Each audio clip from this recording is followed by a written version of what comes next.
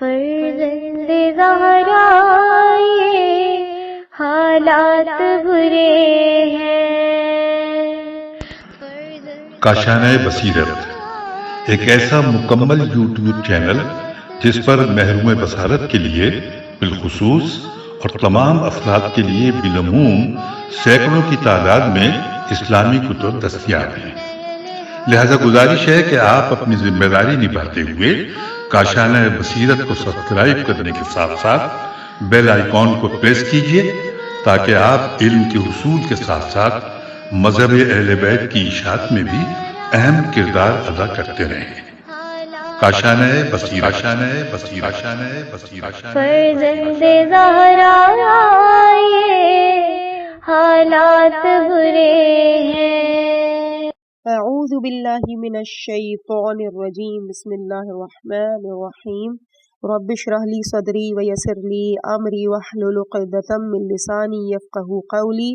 اللہم صلی علی محمد وآل محمد وعجل فرجہم۔ کاشانہ بصیرت کے انتہائی قابل احترام سامعین کرام، السلام علیکم ورحمۃ اللہ وبرکاتہ۔ تفسیر الکوثر جلد نمبر 1، ریڈنگ کا پارٹ نمبر ہے 33۔ تلك أمة قد خلت لها ما كسبت ولكم ما كسبتم ولا تسألون عما كانوا يعملون۔ یہ گزشتہ امت کی بات ہے، ان کے اعمال ان کے لیے ہیں اور تمہارے اعمال تمہارے لیے، اور تم لوگوں سے گزشتہ امتوں کے بارے میں نہیں پوچھا جائے گا کہ وہ کیا کرتے تھے۔ تفسیر آیات۔ تمہارے اسلاف کتنے ہی مقرب بارگاہ کیوں نہ ہوں، ان پر فخر و مباحت کرنا لا حاصل ہے۔ اگر وہ صالحین میں سے تھے تو یہ فخر صرف انہیں حاصل تھا، جبکہ تمہیں اپنے اعمال کا جواب دہ ہونا پڑے گا۔ لہٰذا یہ نظریہ غیر منطقی ہے کہ بزرگ اسلاف کی عبادتوں کا صلہ تمہیں مل جائے گا۔ تم یہ امید نہ رکھو، تم سے ہرگز یہ نہیں پوچھا جائے گا کہ تمہارے اسلاف کیا کیا کرتے تھے۔ آیت کا خطاب اگرچہ عصر رسول صلی اللہ علیہ وآلہ وسلم کے یہودیوں سے ہے، تاہم اس خطاب کو قرآن میں اس لیے درج کیا گیا ہے کہ اس میں تمام امتوں کے لیے ایک حکم کلی ہے کہ پدرم سلطان بود کامیابی نہیں ہے۔ ہر شخص اور ہر امت کی تقدیر اپنے عمل سے بنتی ہے، دنیا اور آخرت کی کامیابی اپنے ہی عمل سے مربوط ہے۔ وقالوا كونوا هودا أو نصارى تهتدوا قل بل ملة إبراهيم حنيفا وما كان من المشركين۔ اور وہ لوگ کہتے ہیں کہ یہودی یا نصرانی بنو تو ہدایت یافتہ ہو جاؤ گے، ان سے کہہ دیجئے نہیں، بلکہ یکسوئی سے دستور ابراہیمی کی پیروی کرو، اور ابراہیم مشرکوں میں سے نہ تھے۔ تشریح کلمات۔ ملتا الہی دستور کا نام ہے جو اللہ تعالیٰ نے انبیاء کے ذریعے بندوں کی تنظیم حیات کے لیے جاری فرمایا۔ یہ لفظ امللتا سے ماخوذ ہے، یعنی لکھوانا۔ دستور چونکہ مدون یا مدون ہوتا ہے، اس لیے اسے ملتا کہا گیا ہے۔ حنیفن، اگلا کلمہ ہے حنیفن، استقامت کے ساتھ راہ خدا کی راہ راست کی طرف مائل ہونے والا، یکسوئی سے اللہ کی طرف متوجہ ہونے والا۔ تفسیر آیات۔ ملت ابراہیم علیہ السلام، تعلیم ابراہیم، دعا ابراہیم اور وصیت ابراہیم کے بیان کے بعد یہود و نصارہ کا یہ دعویٰ کتنا بے اساس اور بے معنی لگتا ہے کہ یہودیت یا نصرانیت ہی ہدایت کے دو راستے ہو سکتے ہیں۔ کتنا فرق ہے ملت ابراہیم اور یہودیت اور مسیحیت میں، اور کس قدر فرق ہے دین توحید اور دین شرک میں۔ ابراہیم موحد بلکہ تحریک توحید کے بانی تھے۔ اہم نکات۔ نمبر 1، حضرت ابراہیم علیہ السلام کی ملت ہدایت کی سند ہے۔ ملت ابراہیم کا بنیادی نقطہ یکسوئی سے اللہ کی طرف متوجہ ہونا ہے۔ بل ملت ابراہیم حنیفہ۔ تحقیق مزید۔ تفسیر عیاشی جلد 1 صفحہ 61، تفسیر قمی جلد نمبر 1 صفحہ نمبر 58۔ قولوا آمنا بالله وما أنزل إلينا وما أنزل إلى إبراهيم وإسماعيل وإسحاق ويعقوب والأسباط وما أوتي موسى وعيسى وما أوتي النبيون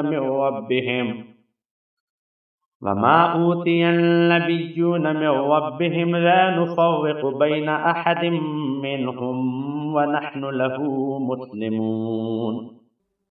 مسلمانوں کہو ہم اللہ پر ایمان لائے اور اس پر ایمان لائے جو ہماری طرف نازل کیا گیا ہے اور جو ابراہیم، اسماعیل، اسحاق، یعقوب اور ان کی اولاد کی طرف نازل کیا گیا اور جو موسیٰ اور عیسیٰ کو دیا گیا اور جو انبیاء کو ان کے رب کی طرف سے دیا گیا، ان سب پر ایمان لائے۔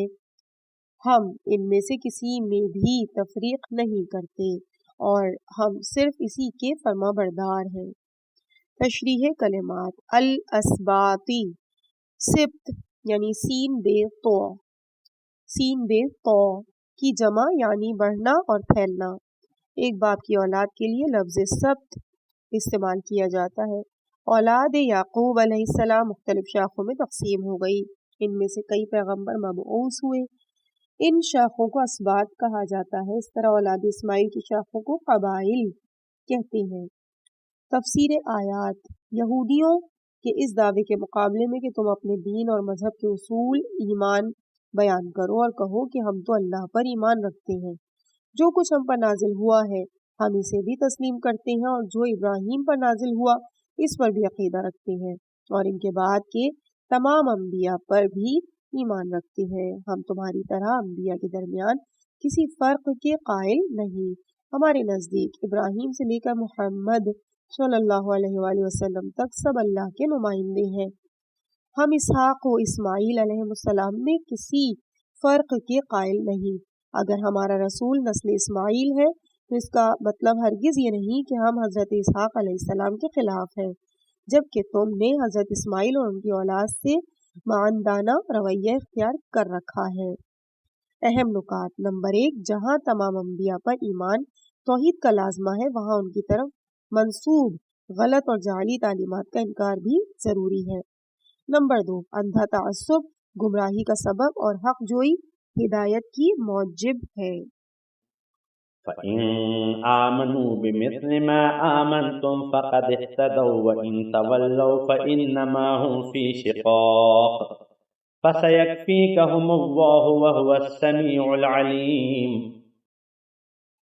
اگر یہ لوگ اسی طرح ایمان لائیں جس طرح تم ایمان لائے ہو تو وہ ہدایت پر ہے، اور اگر وہ روگردانی کریں تو وہ مخالفت کے در پہ ہیں۔ ان کے مقابلے میں تمہاری حمایت کے لیے اللہ کافی ہوگا اور وہ خوب سننے والا جاننے والا ہے۔ تفسیر آیات۔ اگر وہ بھی تمہاری طرح تمام انبیاء پر بلا تفریق ایمان لے آئیں اور نسلی تعصب سے کام نہ لیں تو حتمی طور پر وہ نسل اسماعیل کے رسول برحق محمد مصطفیٰ صلی اللہ علیہ وآلہ وسلم پر بھی ایمان لے آئیں گے۔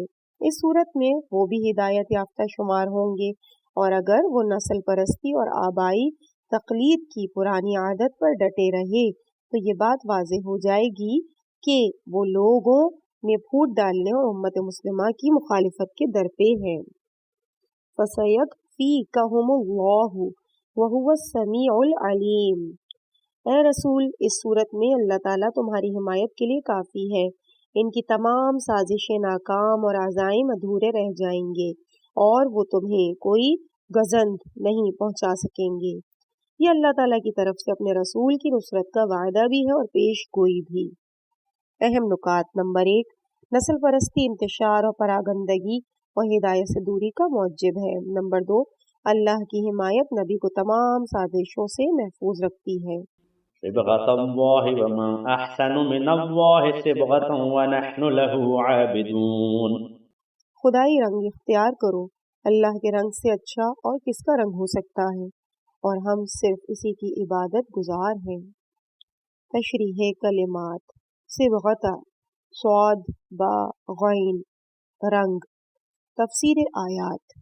جس طرح اجسام کے رنگ ہوتے ہیں جن کی مدد سے وہ جانے اور پہچانے جاتے ہیں، اسی طرح نفوس اور ارواح کے بھی رنگ ہوتے ہیں۔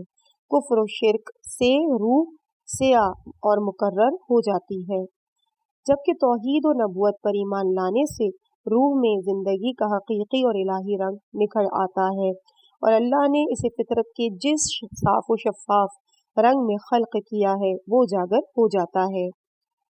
اس آیت میں نصارہ کی عقیدہ تعمید بپتسمہ یعنی بے پے تے سین میم الف کی طرف اشارہ ہے۔ ان کا یہ رواج تھا کہ جب بھی ان کے ہاں کوئی بچہ پیدا ہوتا یا کوئی شخص ان کا مذہب اختیار کرتا تو اسے غسل دیتے تھے۔ اسے وہ صبغتا یا صبغہ کہتے تھے، اور یہ عقیدہ رکھتے تھے کہ اس نے زندگی کا نیا رنگ اختیار کیا ہے۔ اللہ تعالیٰ نے ارشاد فرمایا ہے کہ زندگی کا بہترین رنگ خدائی فطری رنگ ہے، اور اس عقیدے کا لازمی نتیجہ یہ ہے کہ صرف اسی کی عبادت کی جائے۔ وَنَحْنُ لَهُ عَابِدُونَ۔ ہیڈنگ احادیث۔ حدیث معصوم میں ہے کہ الصبغۃ ہی الاسلام، بحار الانوار جلد 63 صفحہ 133۔ صبغہ سے مراد اسلام ہے۔ اہم نکات۔ نمبر 1، زندگی کا وہ روپ سب سے بہتر ہے جو یکتا پرستی پر استوار اور فطری ہو۔ صبغۃ اللہ ومن احسن من اللہ صبغہ۔ نمبر 2، انسان کی زندگی خالصانہ عبادت سے پاکیزہ ہوتی ہے، نہ کہ بے روح ظاہری رسومات سے۔ وَنَحْنُ لَهُ عَابِدُونَ۔ تحقیق مزید۔ الکافی جلد 2 صفحہ 14، معانی الاخبار صفحہ 88، الکافی جلد 1 صفحہ 422۔ قل أتحاجوننا في الله وهو ربنا وربكم ولنا أعمالنا ولكم أعمالكم ونحن له مخلصون۔ کہہ دیجئے کیا تم اللہ کے بارے میں ہم سے مخاصمت کرتے ہو، حالانکہ ہمارا اور تمہارا رب وہی ہے، اور ہمارے لیے ہمارے اعمال ہیں اور تمہارے لیے تمہارے اعمال، اور ہم تو اسی کے لیے خالص ہیں۔ تشریح کلمات۔ محاجہ، میم ہے الف جے تے ہے، اور یہ نکلا ہے ہا جیم جیم سے۔ اختلاف، نزاع، مخاصمت۔ تفسیر آیات۔ یہودی، نصرانی اور مسلمان ایک ہی خدا کو مانتے ہیں، لیکن یہود و نصارہ نے اللہ کے بارے میں نزاع کیا اور کہا کہ اللہ صرف ہمارا رب ہے اور ہم اس کے برگزیدہ مخلوق ہیں۔ قرآن اس دعوے کو باطل گردانتا ہے اور اس مخاصمت کو بیہودہ قرار دیتے ہوئے فرماتا ہے کہ خود ساختہ نزاع لا حاصل ہے۔ خدا کسی مخصوص گروہ کا نہیں بلکہ سب کا رب ہے، البتہ وہ ہر گروہ اپنے اپنے اعمال کے لیے جواب دہ ہے۔ تم اپنے مشرکانہ اعمال کا حساب دو گے، جبکہ ہم تو ہر قسم کے شرک سے پاک خالص توحید کا عقیدہ رکھتے ہیں۔ اہم نکات۔ نمبر 1، برگزیدہ مخلوق ہونے کا معیار اخلاص ہے۔ وَنَحْنُ لَهُ مُخْلِصُونَ۔ نمبر 2، ہر انسان اپنے عمل کا خود ذمہ دار ہے۔ وَلَنَا أَعْمَالُنَا وَلَكُمْ أَعْمَالُكُمْ۔ نمبر 3، مشترکہ اقدار کو فروغ ملنا چاہیے۔ أَتُحَاجُّونَنَا فِي اللَّهِ۔ نمبر 4، مذہبی رواداری ایک پسندیدہ عمل ہے۔ وَلَنَا أَعْمَالُنَا وَلَكُمْ أَعْمَالُكُمْ۔ أم تقولون إن إبراهيم وإسماعيل وإسحاق ويعقوب والأسباط كانوا هودا أو نصارى قل أأنتم أعلم أم الله ومن أظلم ممن كتم شهادة عنده من الله وما الله بغافل عما تعملون۔ کیا تم کہتے ہو ابراہیم، اسماعیل، اسحاق، یعقوب اور ان کی اولاد یہودی یا نصرانی تھے؟ پوچھئے کیا تم بہتر جانتے ہو یا اللہ؟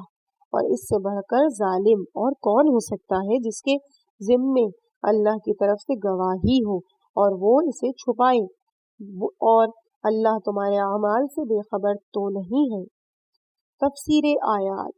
قرآن یہودیوں اور نصرانیوں سے ان کی ایک عام عقیدے پر تنبیہ اور سرزنش کے انداز میں فرماتا ہے کہ کیا تم یہ عقیدہ رکھتے ہو کہ ابراہیم اور آل ابراہیم یہودی یا نصرانی تھے؟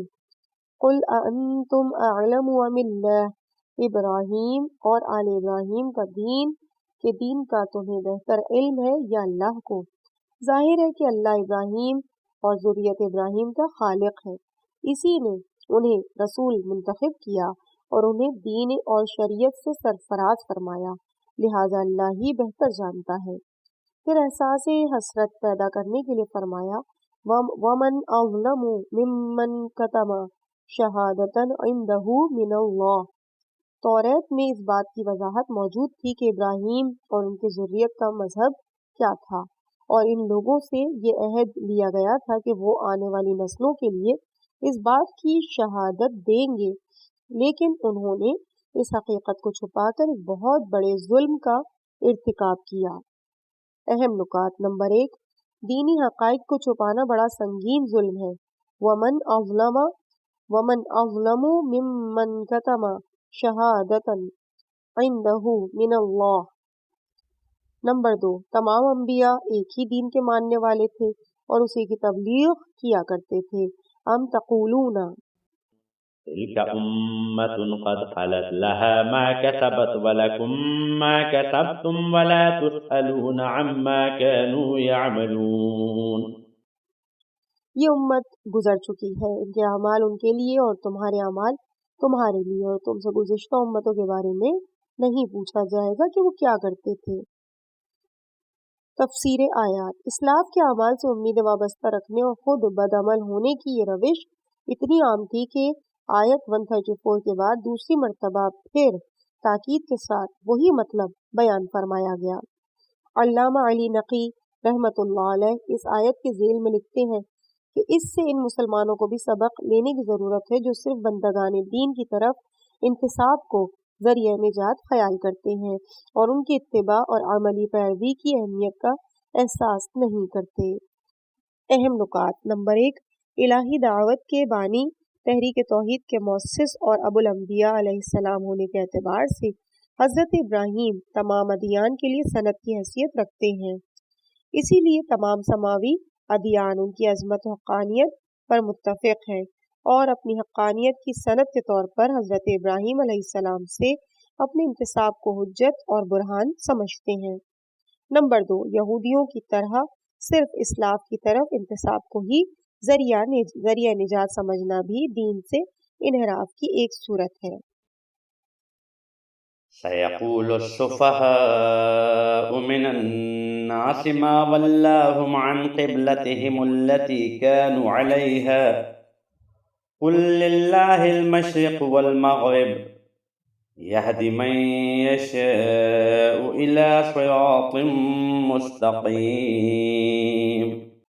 لوگوں میں سے کم عقل لوگ ضرور کہیں گے جس قبلے کی طرف یہ رخ کرتے تھے اس سے انہیں کس چیز نے پھیر دیا؟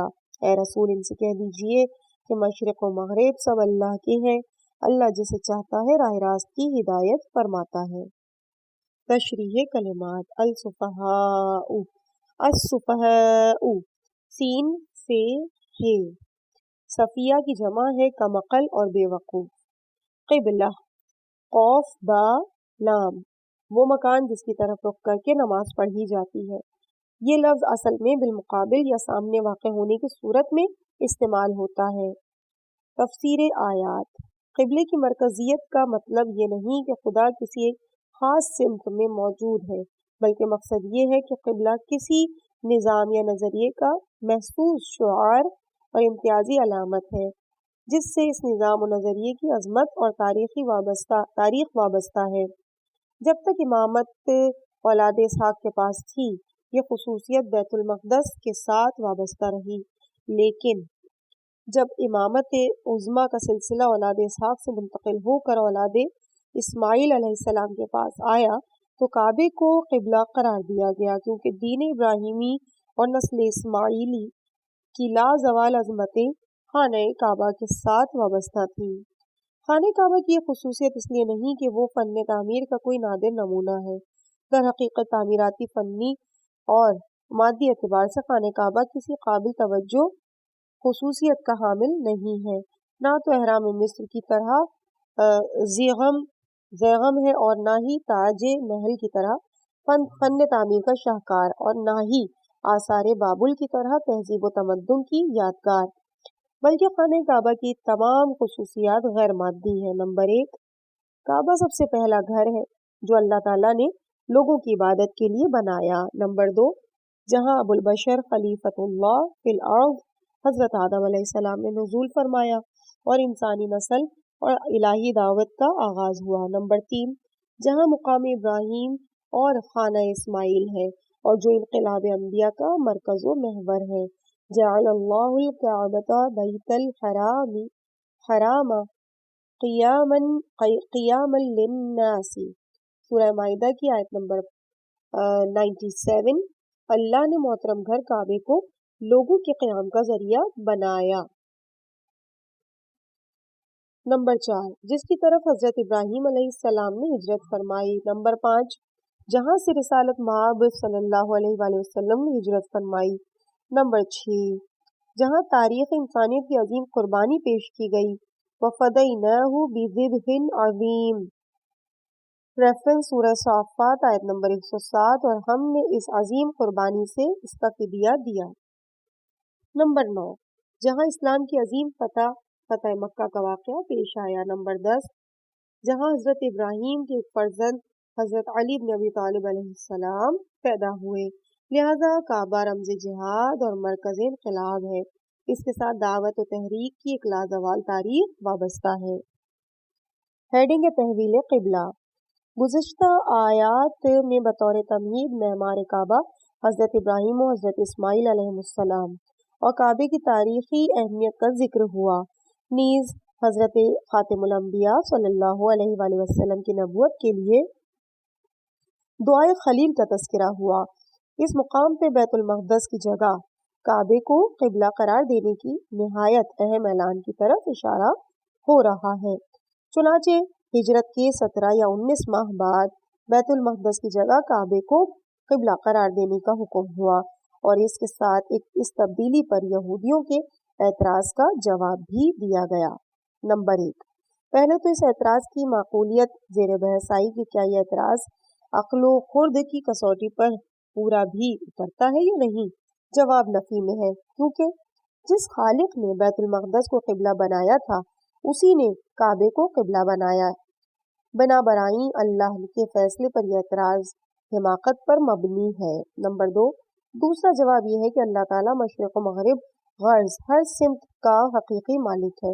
یہاں دو باتیں سامنے آتی ہیں۔ نمبر 1، الف، خدا کسی خاص سمت میں محدود نہیں ہے اور اس کے علاوہ کسی اور سمت کی طرف رخ کرنے سے اللہ سے روگردانی لازم آتی ہے۔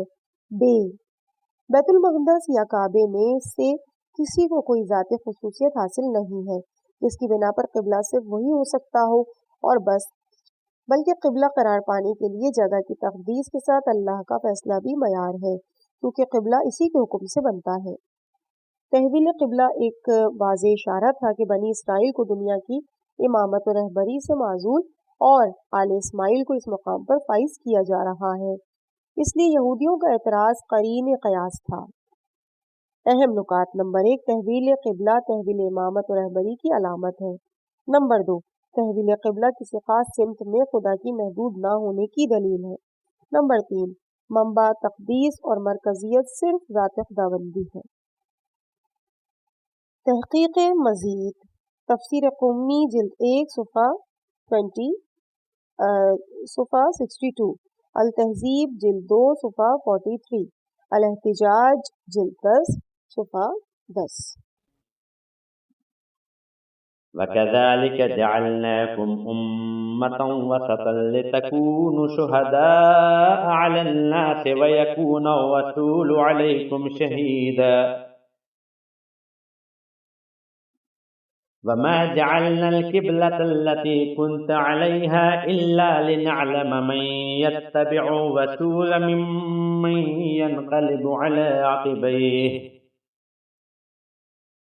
وَإِنْ كَانَتْ لَكَبِيرَةً إِلَّا عَلَى الَّذِينَ هَدَى اللَّهُ وما كان الله ليضيع إيمانكم إن الله بالناس لرؤوف رحيم۔ اور اسی طرح ہم نے تمہیں امت وسط بنا دیا تاکہ تم لوگوں پر گواہ رہو، رسول تم پر گواہ رہے، اور آپ پہلے جس قبلے کی طرف رخ کرتے تھے اسے ہم نے صرف اس لیے مقرر کیا تھا تاکہ ہم رسول کی اتباع کرنے والوں کو الٹا پھر جانے والوں سے پہچان لیں، اور یہ حکم اگرچہ سخت دشوار تھا مگر اللہ کی طرف سے ہدایت یافتہ لوگوں کے لیے اس میں کوئی دشواری نہیں، اور اللہ تمہارے ایمان کو ضائع نہیں کرے گا۔ اللہ تو لوگوں کے حق میں یقیناً بڑا مہربان رحیم ہے۔ تفسیر آیات۔ بعض مفسرین وسط سے مراد میانہ روی لیتے ہیں، یعنی اس امت میں افراط و تفریط نہیں ہے بلکہ اس کے عقائد و افکار میں میانہ روی ہے۔ یہ مادی اشیاء کو ضرورت سے زیادہ اہمیت نہیں دیتی اور نہ ہی ترک دنیا اور رہبانیت کے قائل ہے، اپنے ادراک اور نظریات میں میانہ رو ہے۔ اندھی تقلید اس کا شیوا نہیں، اس میں فکری جمود نہیں پایا جاتا، یہ عقل کو مقام دیتی ہے اور تجربات کو بھی تسلیم کرتی ہے۔ باہمی تعلقات اور اجتماعی امور میں بھی میانہ رو ہے، انفرادی و اجتماعی حقوق کی مخالف نہیں ہے۔ محل وقوع کے اعتبار سے بھی یہ امت قرۂ ارض کے عین وسط میں واقع ہے اور مغرب و مشرق دونوں کے لیے اہمیت کی حامل ہے۔ عہد و زمانے کے اعتبار سے بھی وسط میں واقع ہوئی ہے کہ انسانیت کی فکر ناپختگی اور طفولیت کے بعد عقلی رشد کا آغاز بھی اسی امت سے ہوا ہے۔ ریفرنس ہے اس کا فی ظلال القرآن، اسی آیت کے ذیل میں۔ یہ ساری باتیں اپنی جگہ درست ہیں مگر آیت سے یہ مطلب ہرگز نہیں لیا جا سکتا کیونکہ مذکورہ خصوصیات کے پیش نظر نہ تو یہ امت دوسرے لوگوں پر گواہ بن سکتی ہے نہ رسول اس امت پر گواہ بن سکتے ہیں، یعنی گواہ بننے کے ساتھ ان باتوں کا کوئی ربط نہیں ہے، جبکہ آیت میں وسط اور شہادت کے درمیان ربط بیان کیا گیا ہے، نیز امت کو اعمال و کردار کے درمیان نہیں بلکہ رسول اور لوگوں کے وسط میں قرار دیا گیا ہے۔ اس آیت کا مفہوم جاننے کے لیے درج ذیل امور کی طرف توجہ ضروری ہے۔ نمبر 1، آیات کا تسلسل امامت کی منتقلی سے مربوط ہے کہ یہ منصب حضرت اسماعیل علیہ السلام کی ذریت کی طرف منتقل ہو رہا ہے۔ نمبر 2، امت وسط کا تعلق دعا ابراہیم علیہ السلام سے ہے کیونکہ آپ نے دعا کی تھی وَمِن ذُرِّيَّتِنَا أُمَّةً مُسْلِمَةً لَكَ، اور ہماری ذریت سے اپنی ایک فرما بردار امت پیدا کر۔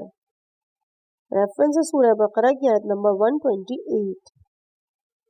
نیز اس امت وسط کو مخاطب کر کے فرمایا ملت ابیکم ابراہیم ہوا سماکم المسلمین من قبل وفی هذا لیکون الرسول شہیدا علیکم وتکونوا شہداء علی الناس۔ سورہ حج آیت نمبر 78۔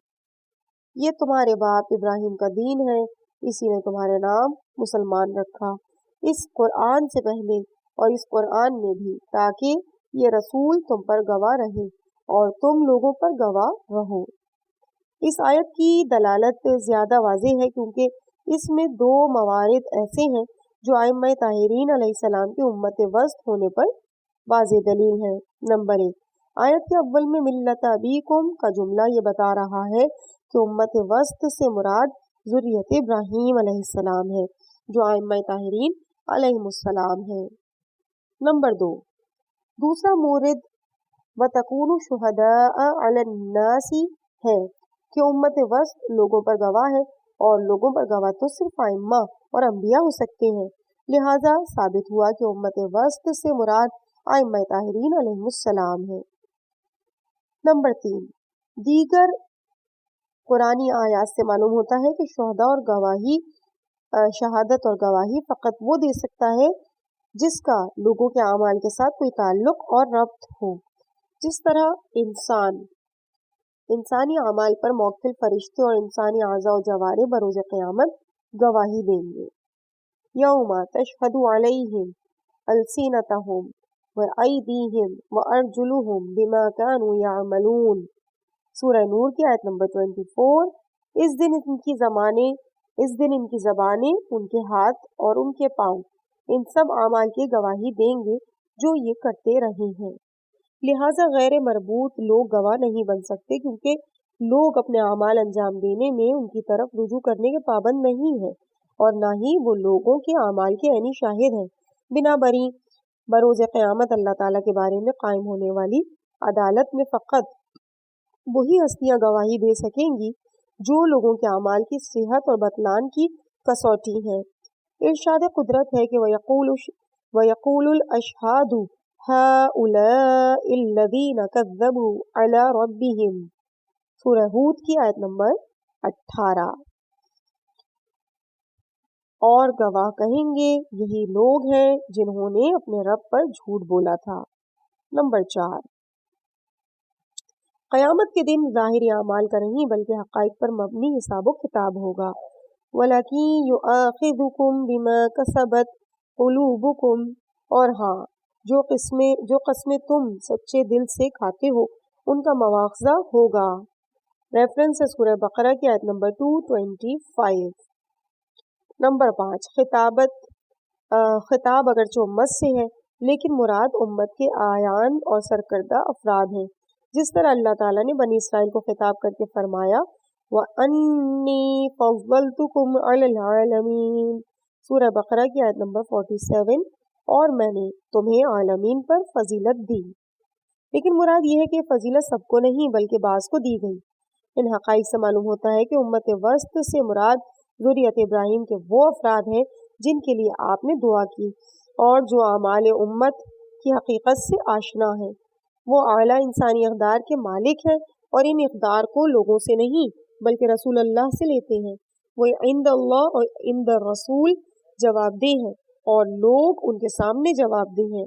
لہٰذا امت وسط سے مراد ائمہ طاہرین علیہ السلام ہیں، جنہیں رسول خدا صلی اللہ علیہ وآلہ وسلم نے بحکم خدا امت پر گواہ قرار دیا ہے، کیونکہ یہ حق اور باطل میں تمیز کرنے کے لیے معیار و میزان ہے. جبکہ غیر معصوم لوگ نہ تو معیار بن سکتے ہیں اور نہ ہی شاہد ہو سکتے ہیں. ہیڈنگ ہے حدیث. احادیث. حضرت امام محمد باقر علیہ السلام سے مروی ہے کہ لوگوں پر گواہ صرف ائمہ اور انبیاء ہی ہو سکتے ہیں. اللہ کا پوری امت سے شہادت طلب کرنا درست نہیں، کیونکہ ان میں بعض ایسے لوگ بھی ہیں جن کی شہادت ایک گھٹی ساگ کے لیے بھی قابل قبول نہیں ہے. بہار الانوار جلد 23 صفحہ 351. نیز امام جعفر صادق علیہ السلام سے مروی ہے کہ ہم ہی امت وسط ہیں اور ہم ہی مخلوق خدا پر اس کے گواہ ہیں. الکافی جلد 1 صفحہ 190. وما جعلنا القبلۃ. تحویل قبلہ کے پیچھے جو حکمت اور فلسفہ کار فرما تھا اسے بیان کرنا مقصود ہے، اور یہ دیکھنا ہے کہ کون لوگ سابقہ جاہلانہ روایات، قومی تعصبات اور گروہی ترجیحات کے پرستار ہیں، اور کون ہیں جو ان فرسودہ خیالات سے آزاد ہو کر صدق دل سے حکم رسول صلی اللہ علیہ وآلہ وسلم کی پیروی کرتے ہیں. کون لوگ ہیں جو آبائی اور قبائلی اعتبار سے قبلے کو تسلیم کرتے ہیں، اور کون لوگ ہیں جو قبلے کو فرمان الہی کے تحت مانتے ہیں. در حقیقت بیت المقدس کو قبلہ بنانا ایک طرف تو عربوں کی نخوت اور قوم پرستی پر ایک کاری ضرب تھی، تو دوسری طرف نسل پرستی اور متعصب بنی اسرائیل کے لیے ایک ناقابل تحمل امر تھا. چونکہ اللہ تعالیٰ کے احکام کا نفاذ اور ان کی تنسیخ بندوں کی تربیت و تہذیب کی خاطر ہوتی ہے، لہٰذا جو لوگ اللہ کی طرف سے کسی ہدایت اور تربیت کے اہل نہ تھے ان کے لیے تحویل قبلہ ایک دشوار معاملہ بن گیا. چنانچہ اس مرحلے پر دونوں گروہوں کی قوم پرست اور خدا پرست افراد نمایاں ہو گئے. یہاں ایک سوال پیدا ہوتا ہے کہ اگر کعبہ ہی قبلہ ہے تو بیت المقدس کی طرف پڑھی جانے والی نماز کا کیا ہوگا؟ اس کا جواب اس آیت سے یوں دیا گیا ہے کہ وَمَا كَانَ اللَّهُ لِيُضِيعَ إِيمَانَكُمْ، کہ اللہ تعالیٰ ایمان باللہ کی بنیاد پر بجا لائی گئی گزشتہ نمازوں کو ضائع نہیں کرے گا، کیونکہ بیت المقدس وقتی طور پر صحیح لیکن حقیقی قبلہ تھا. سابقہ قبلے کا حکم اگرچہ منسوخ ہو گیا، لیکن نسخ کا مطلب یہ ہوتا ہے کہ جس وقت نسخ واقع ہو جائے تو سابقہ حکم اٹھ جاتا ہے، لیکن نسخ نون سین خ سے پہلے وہی سابقہ حکم حقیقی اور واقعی حکم ہوتا ہے۔ واضح رہے کہ اس آیت میں نماز کو ایمان کے ساتھ تعبیر کیا گیا ہے، چنانچہ حضرت امام جعفر صادق علیہ السلام سے روایت سوال کیا گیا کہ ایمان کیا ہے، تو آپ نے فرمایا ایمان پورے کا پورا عمل ہی سے عبارت ہے، اس عمل کا ایک حصہ قول ہے۔ ریفرنس اصول کافی جلد 2 صفحہ 33۔ اہم نکات: نمبر 1، امت وسط سے مقصود ائمہ اہل بیت علیہم السلام ہے۔ نمبر 2، امت وسط فیض خداوندی کا ذریعہ ہے، ان کے دامن سے متمسک رہنا چاہیے۔ نمبر 3، بندے کو چاہیے کہ امت وسط کو اپنے اچھے اعمال کا شاہد سمجھتے ہوئے نیک اعمال بجا لائے، ورنہ یہ شہادت ان کے خلاف جائے گی۔ نمبر 4، امت وسط کو تمام امتوں پر برتری حاصل ہے، لِتَكُونُوا شُهَدَاءَ عَلَى النَّاسِ۔ نمبر 5، بعض احکام ایسے ہوتے ہیں جن کے نفاذ سے لوگوں کے ایمان کا وزن معلوم ہوتا ہے، لِنَعْلَمَ مَن يَتَّبِعُ الرَّسُولَ۔ نماز سے ایمان کا ثبوت فراہم ہوتا ہے، وَمَا كَانَ اللَّهُ لِيُضِيعَ إِيمَانَكُمْ۔ تحقیق مزید الکافی جلد 1 صفحہ 190 اور 191۔ تفسیر العیاشی جلد 1 صفحہ 63، تفسیر فرات صفحہ 62، شواہد التنزیل جلد 1 صفحہ 119، کتاب السلیم صفحہ 944۔ عزیز سامعین، اس مقام پہ ہم ریڈنگ کے اس پارٹ کو یہیں پہ روکتے ہیں۔ انشاءاللہ اس سے آگے کی ریڈنگ آپ کے سامنے اگلے پارٹ میں پیش کی جائے گی۔ مجھے اپنی دعاؤں میں یاد رکھیے گا۔ والسلام علیکم ورحمۃ اللہ وبرکاتہ۔